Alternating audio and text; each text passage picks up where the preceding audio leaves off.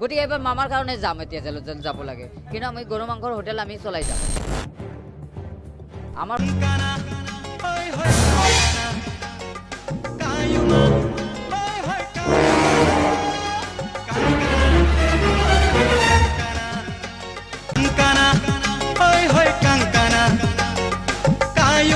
BJP চৰকাৰক আমি বেয়া বুলি ক'বলৈ নাযাওঁ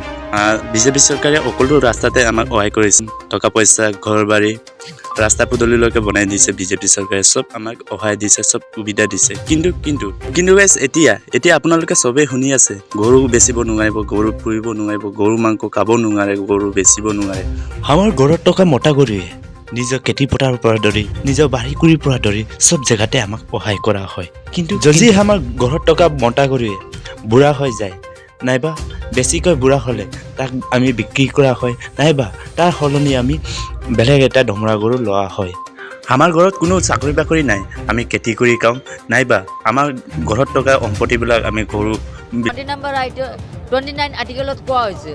25 আৰ্টিকেলত হাজপিটালত কোৱা আছে 19 নম্বৰ আৰ্টিকেলত কোৱা হৈছে আমি বাক স্বাধীনতা আছে বাক স্বাধীনতা কিয় বঞ্চিত কৰিব লাগিব 14 নং দফাত কোৱা হৈছে ইকুৱেল টু পিপল ল আইন সমান